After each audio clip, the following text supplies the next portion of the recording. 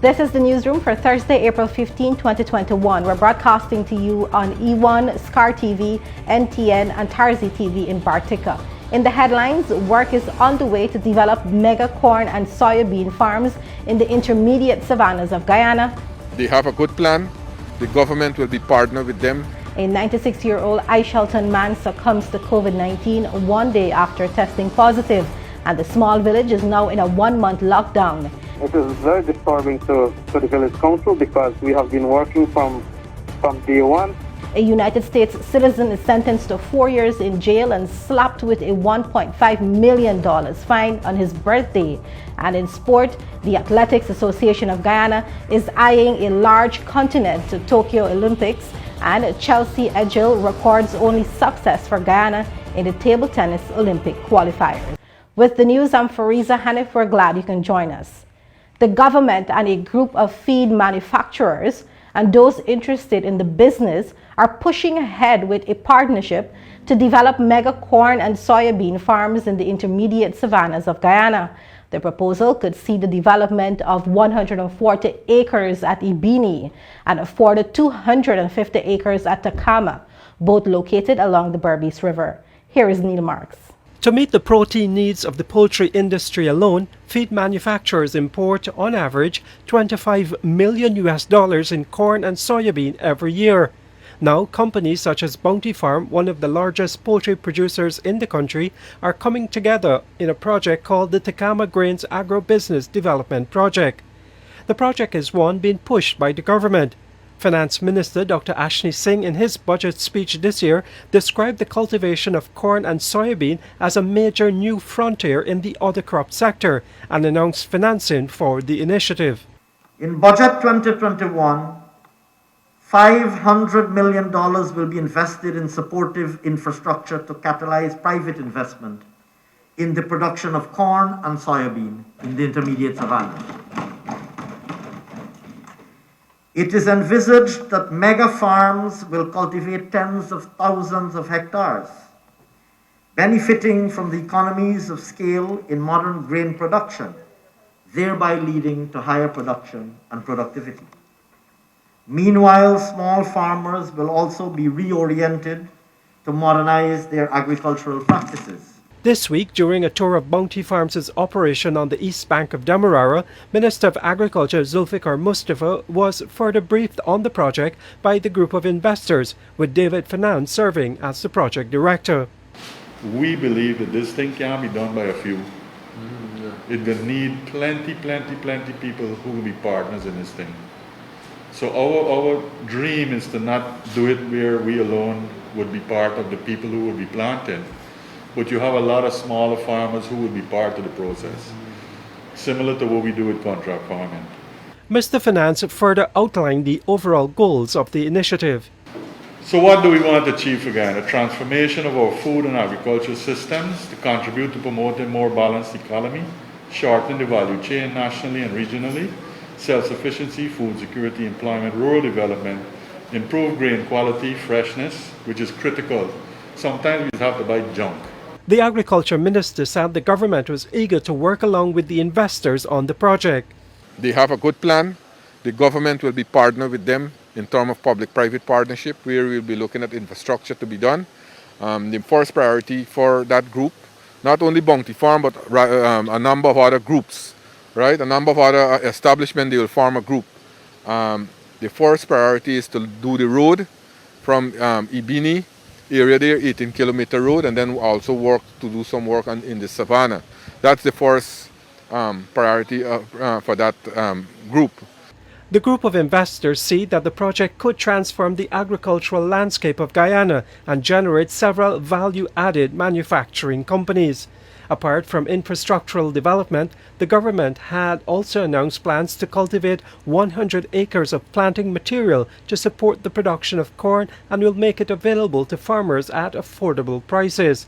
This is intended to augment the plans for the large-scale corn and soybean cultivation expected under the Intermediate Savannas Development Project. Reporting for the newsroom, Neil Marks. The Caribbean Examinations Council, CXC, on Thursday announced adjustments to the upcoming CSEC exams as a result of the COVID-19 pandemic and the recent eruptions of the volcano in St. Vincent and the Grenadines. The exams are scheduled to be written in June-July this year.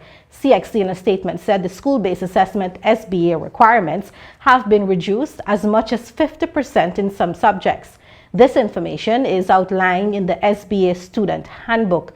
The treatment of syllabuses and SBAs for the exams have been published and posted on the CXC website.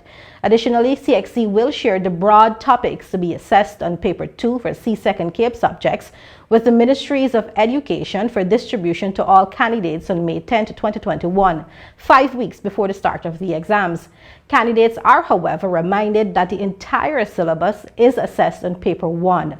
Following extensive consultations with the regional education ministries, CXC has also implemented a facility for candidates to defer sitting exams and submitting SBAs until January 2022 or May-June 2022.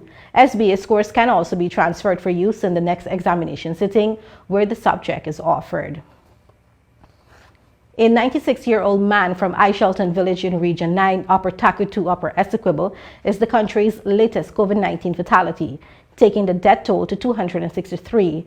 The village proceeded on a strict one-month lockdown, which took effect on Wednesday, April 14, after confirming 9 positive infections. The village Toshao, Michael Thomas, spoke with the newsroom's Isanella Patwa and revealed that the health team is not fully prepared to handle an outbreak of the deadly virus. An elder of Ishelton village in Region 9, a 96-year-old Simon Marcelo, is the first recorded COVID-19 death from the village. He died on Thursday, a day after testing positive, taking the death toll for the month of April thus far to 29.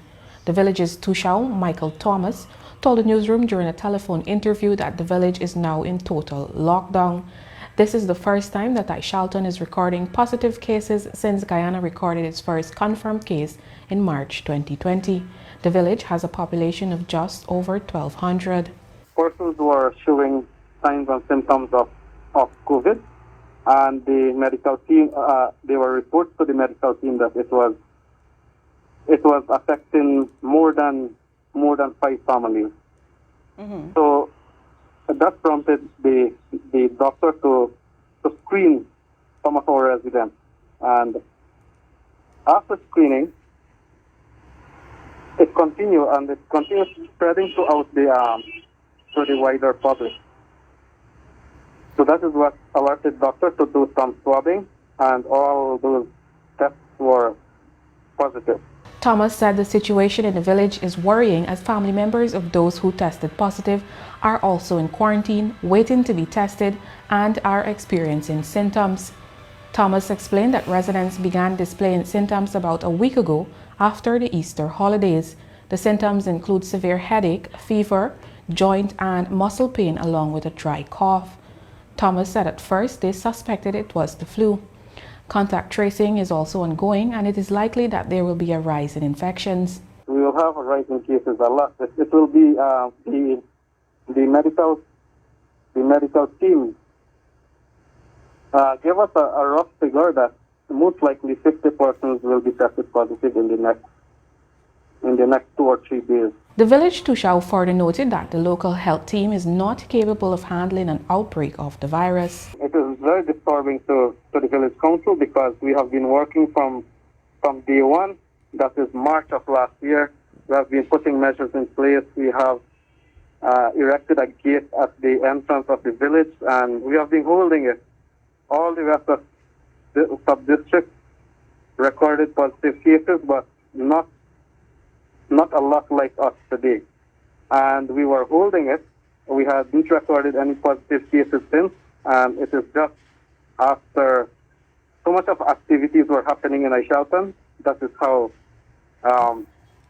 we are now recording a lot of cases. An emergency meeting was held on Wednesday after the village confirmed the first 9 positive cases and instituted the lockdown. Only essential services will be allowed into the village, while a strict 6 a.m. to 6 p.m. curfew is also in place. Persons coming from neighboring Brazil will not be allowed into the village, and the same applies to other visitors. However, residents from Lethem or Georgetown will have to quarantine in their homes for a given period. All public meetings and social gatherings are also suspended. Villagers are being asked to cooperate with the medical team, while residents must abide by all COVID-19 protocols, which include washing of hands, wearing a face mask in public, and maintaining social distancing. The lockdown measures will be enforced by the village council with assistance from the police, the army, and the health team. Meanwhile, 4 COVID-19 deaths were recorded between Tuesday and Wednesday night. The 2 persons who died on Tuesday were identified as a 67-year-old man from Region 4 and a 44-year-old woman from Region 10, while the 2 men who died Wednesday night, a 76-year-old from Region 4 and an 86-year-old from Region 10, they all died while receiving care at a medical facility. Guyana is battling a third, more deadly wave of the dreaded coronavirus, which is rapidly spreading across the country and attacking the younger population. Still ahead on the newsroom, a United States citizen is sentenced to 4 years jail and slapped with a $1.5 million fine on his birthday. And a single mother is seeking help to offset the cost for a facial reconstructive surgery for her 1-year-old daughter. You're watching the newsroom. While ExxonMobil Guyana on Tuesday experienced another flash compressor malfunction, resulting in a 75% slash in production, Guyana's expected 5th oil lift was not affected. Shiki Made tells us more. ExxonMobil Guyana's latest trouble with its flash gas compressor did not affect Guyana's 2nd oil lift for 2021, the government of Guyana said in a statement on Wednesday. According to the statement, Guyana's 2nd oil lift was safely and successfully completed on Tuesday at the planned quantity and in keeping with the crude lifting agreement and the lifting schedule. The government, however, noted that it was highly disappointed with the Stabroek block operators' inability to remedy the situation to date. ExxonMobil Guyana on Tuesday announced that it had slashed production to 30,000 barrels per day because of another problem with the flash gas compressor system aboard the Liza Destiny floating production storage and offloading vessel offshore Guyana. Production was at 120,000 barrels per day. Presently, the flash gas compressor, after being fully installed on April 2nd, remains offline, with production and flaring volumes being closely monitored, the government statement noted. The government further noted that it will continue to monitor the levels of daily crude oil output and flaring to best allow for an economically feasible level of production during this period. According to the statement, authorities are currently examining the implications of the loss of output and consequently loss of income and revenue. Additionally, the government is also examining what measures it may have to institute to protect Guyana's national interest. While ExxonMobil Guyana and its contractors SBM and MAN Energy Solutions are actively investigating the failure and assessing repair requirements, the government said it has been receiving regular updates through the Natural Resources Ministry, Guyana Geology and Mines Commission, and the Environmental Protection Agency since the matter has arisen. It said that a meeting was also held with ExxonMobil Guyana to discuss the findings and plans for the expeditious resolution of the issue.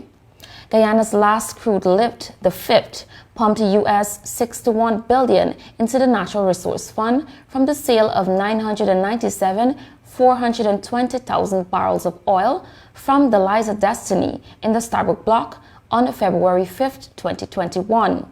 The novel oil-producing nation sold its first 1 million barrels of crude back on February 19, 2020, a sale which raked in nearly US $55 million.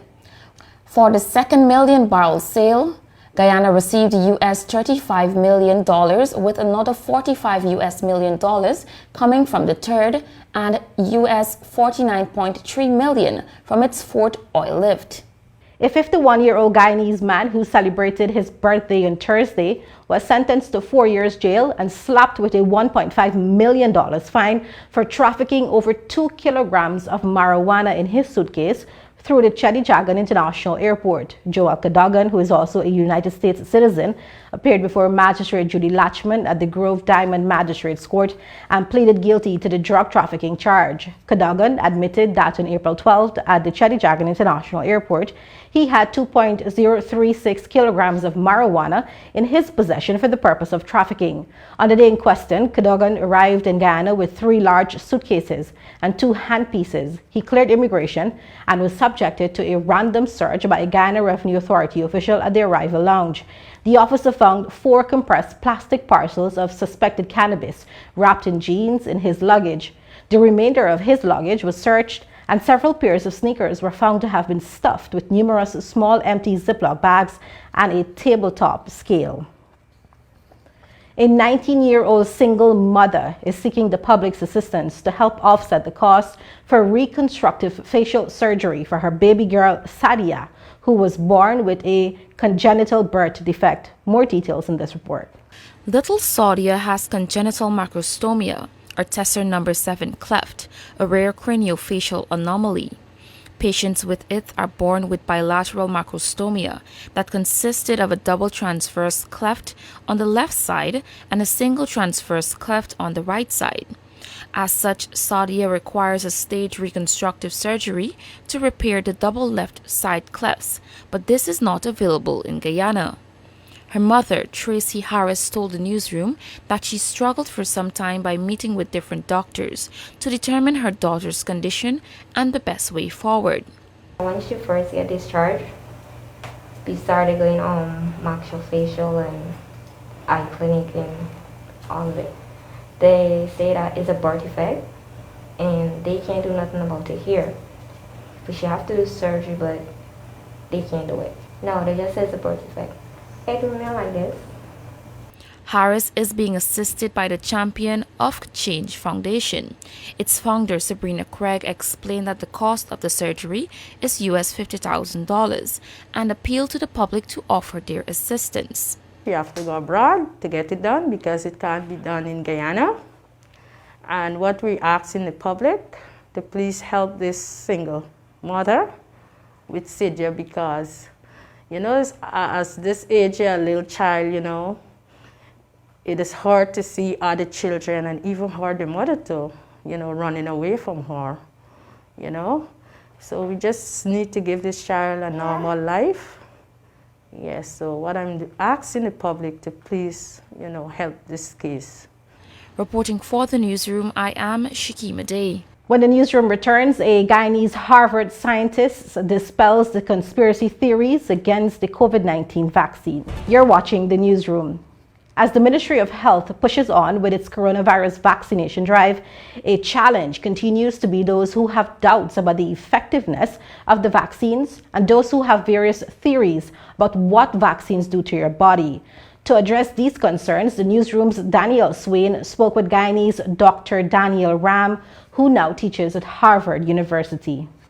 COVID-19 went viral, causing a dramatic loss of life globally. And then there was the job loss and disruption to social and economic systems. What else went viral? COVID-19 vaccine conspiracy theories. You may have heard of, seen, or even shared stories. There are claims that the COVID-19 vaccine will destroy your immune system or implant a microchip into your body. The dangerous thing about conspiracy theories is that they often spring from a kernel of truth. However, the truth is often misrepresented. For instance, the microchip theory may have resurfaced because of a recent report done by 60 Minutes about a new gel implant sensor engineered by the US military to continuously test your blood. So, we spoke with QC alumnus Dr. Daniel Ram of the Harvard Medical School Center for Virology and Vaccine Research, so that he could lend his expertise on some of the conspiracy theories surrounding the vaccines. In this case, well, you're familiar with coronavirus. This epidemic has been quite an emergency with so many people dying so quickly that the world needed to respond in a more aggressive manner. So we think, based on the data that we have, in the limited amount of time, that the vaccines overall are safe that they do more or less what we think they should be doing, which is protecting people against coronaviruses. And now, with the new variants that are being identified, we also think that these vaccines overall provide protection for many of these new variants. 2 popular anti-coronavirus vaccine videos have been circulating on WhatsApp featuring Vernon Coleman. He is a former doctor, anti-vaccination activist, and AIDS denialist.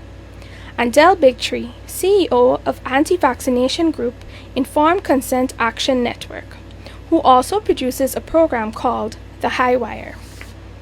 They make various claims, among them that COVID-19 is not real, that the vaccine turns you into a genetically modified organism and inhibits your ability to fight other viruses.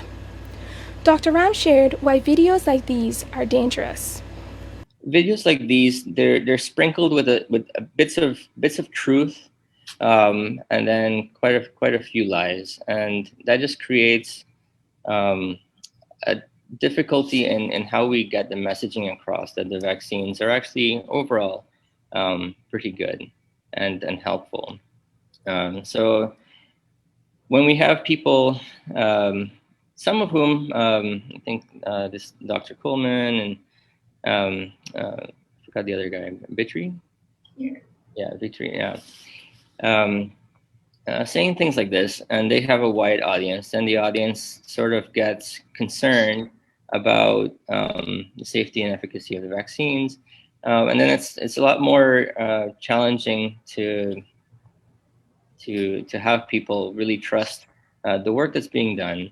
Then if people don't trust the work that's being done, they don't take the vaccines. If they don't take the vaccines, then it's a lot more difficult to get this disease, with COVID-19, under control.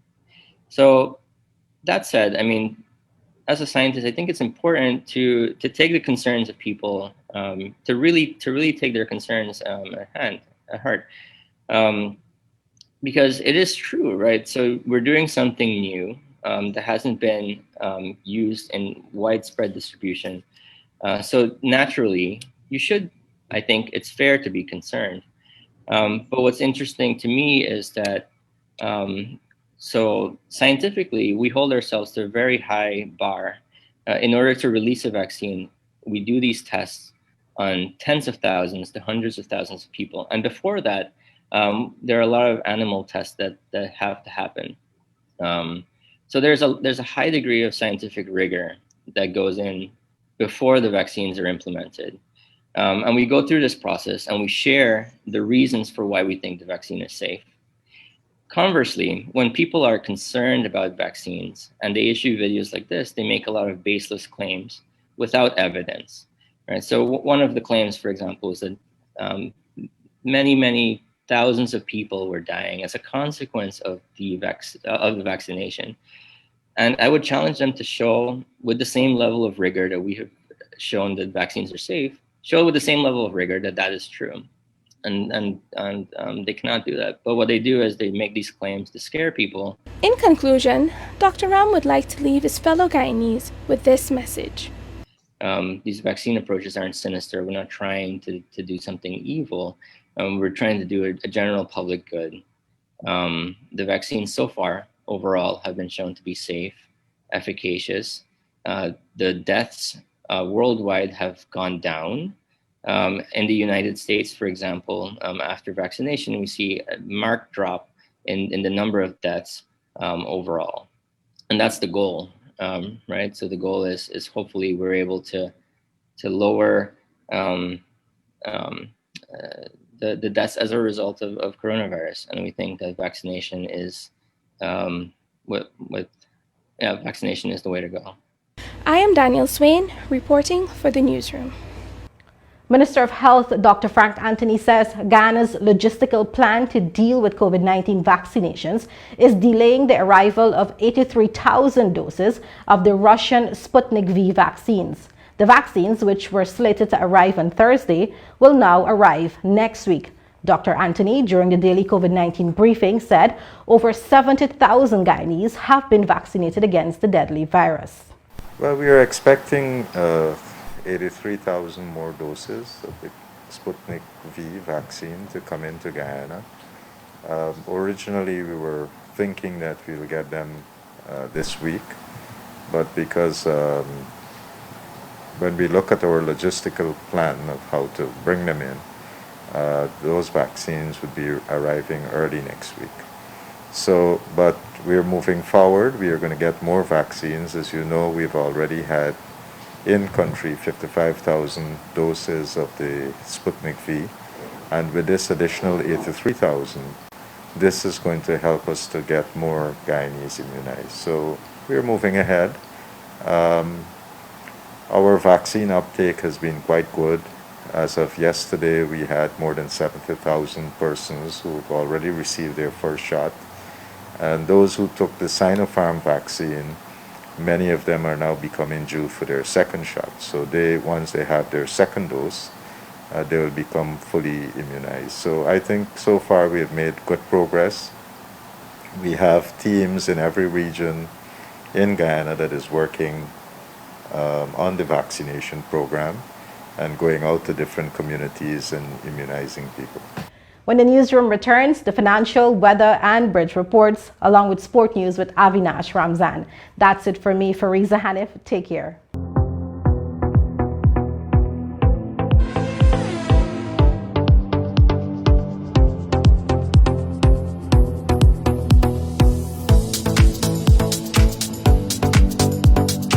Welcome back to Newsroom. Avinash Ramzan here with tonight's sport. We're starting off with some basketball news.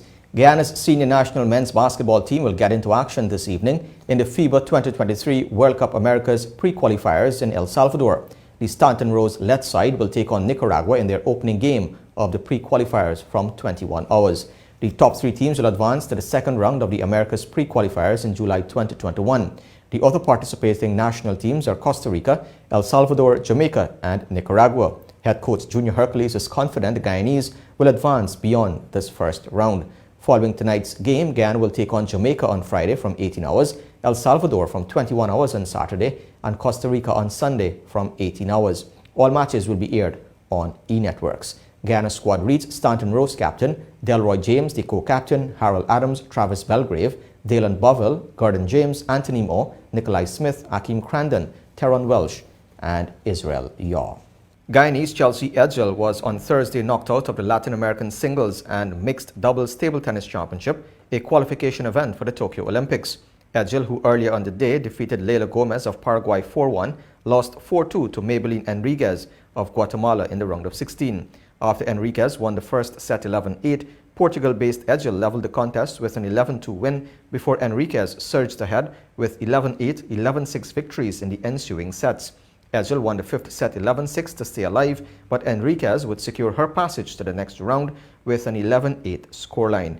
Edgell will now shift her attention to the mixed doubles as she partners compatriot Shamar Britton.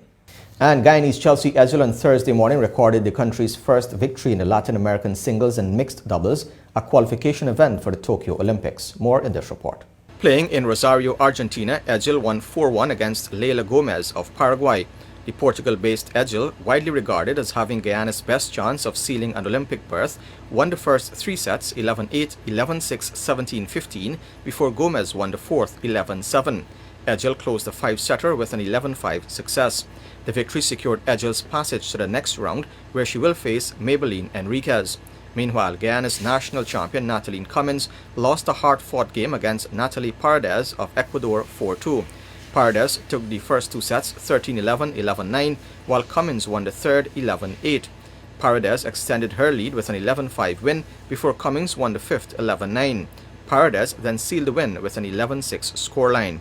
While the defeat ended Cummins' participation in the women's singles, Edgell will team up with Shamar Britton in the mixed doubles.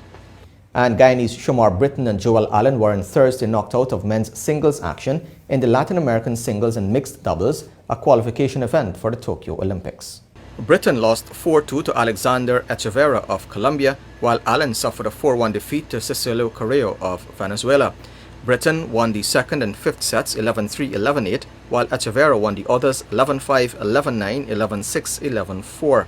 Britton will now switch focus to the mixed doubles qualifiers, teaming up with Chelsea Edgell. Allen went down to Korea 11-7, 11-5 before winning the third set 11-9. However, Korea moved to the next round with 11-4, 11-3 scorelines in the final two sets. The defeat ended Allen's participation in the singles competition. Earlier on Thursday, Chelsea Edgell, widely regarded as having Guyana's best chance of sealing an Olympic berth, defeated Leila Gomez of Paraguay 4-1, and Guyana's national champion Natalie Cummins lost a hard-fought game against Natalie Paredes of Ecuador 4-2. President of the Athletics Association of Guyana, Aubrey Hudson, said he's confident that based on their roadmap, they will send a larger number of track and field athletes to this year's Olympic Games in Tokyo than they had in Rio 2016. Akim Green reports. In 2016, Winston George in the men's 400 meter, Bernessa Thompson in the 100 meter and 200 meter, Ali Abrams in the 400 meter, and then top world rank men's triple jumper Troy Doris formed Guyana's track and field contingent. To date, only Abrams has qualified for this year's games, but Hudson's enthusiasm is based on an alteration to the qualification process as regards to the rankings. I honestly feel that we will get even more than what we had in Rio. I know the pandemic has really and truly set us back, but the qualification system has not really changed much, but there's a little bit of alteration that gave us some hope. And people like Emmanuel Archibald would have been able to go to the World Championships in 2019 due to that same window. They earmark a number of athletes for specific events. And even though you may not be ranked, let's say they're looking for 48 athletes in the 100 meters, and you may be ranked 50, if 6 of those athletes are from the same country, then automatically move up 3 spaces because there's only 3 they can send. So we're asking our athletes to remain competitive, to continue to compete at high points ranked events, which is the South American, National Seniors, and any other high level meet. So you get the prerequisite points, so your ranking becomes a little higher. So it's for that reason that you find that, Emmanuel and the other athletes who are serious about making it to the Olympics have been really and truly pushing to get competition. From May 28th to the 30th, the AAG will host the Senior Athletics Championship at Leonora. The event will also serve as an Olympic qualifier, and Hudson indicated that top overseas-based athletes will return to compete. World Athletics has strongly encouraged athletes seeking to qualify for the Olympic Games return to compete at their national championships.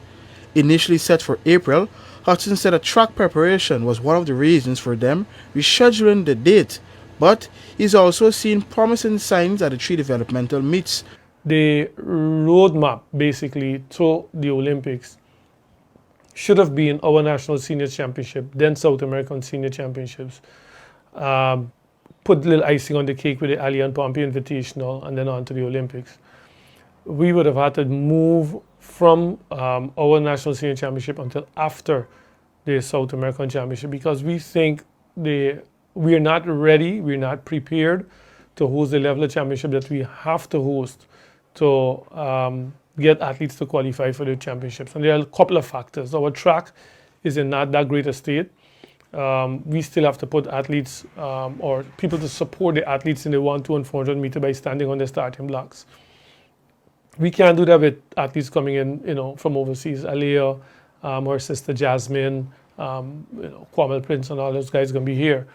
So we want to do some work in getting Leonora and ourselves prepared to host these championships in a proper way, so that we give the athletes the right opportunity and the right environment for them to perform well and to make it to the Olympics, to make those qualifying standards. Olympic hopefuls, javelin thrower Leslie Beard, who is currently injured, and long jumper and sprinter Emmanuel Archibald have shown good form at the start of the season to be favourites to potentially make the cut for the Olympic Games. For the Newsroom, Akim Green.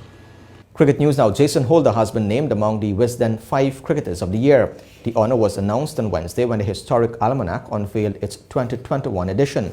Wisden is the game's most prestigious and recognizable publication, and this outstanding recognition is presented to players who excel in the game. Holder has emerged as the leading all-rounder in Test cricket and is among just a handful of players in history to score over 2,000 runs and take over 100 wickets in less than 50 Test appearances. He was at the forefront when the West Indies team played against England in the summer of 2020, becoming the first team tour during the COVID-19 pandemic when they played 3 Test matches in a biosecure bubble. He also spoke publicly and profoundly on the Black Lives Matter following the death of George Floyd in the United States and the fight for equality and justice around the world. Holder expressed great delight at being named among the elite list. He said, and I quote, "This award means so much to me. I am delighted that my efforts to play well and make a contribution have been bearing fruit, and I just want to continue and reach higher heights. To be named one of the 5 Wisden Cricketers of the Year is something truly special, as over the years I have seen a list of great players who have etched their names in history. The last recipient from West Indies was Shea Hope in 2017, and after seeing his performances, it inspired me to be one of the Wisden Cricketers of the future." End quote. President of Cricket West Indies Ricky Skerritt and Director of Cricket Jimmy Adams both lauded Holder on being rewarded for his consistency in the sport and leadership both on and off the field. The 5 Cricketers of the Year represent a tradition that dates back in Wisden to 1889, making this the oldest individual award in cricket. The 5 are picked by the editor, and the selection is based primarily but not exclusively on the player's influence on the previous English season.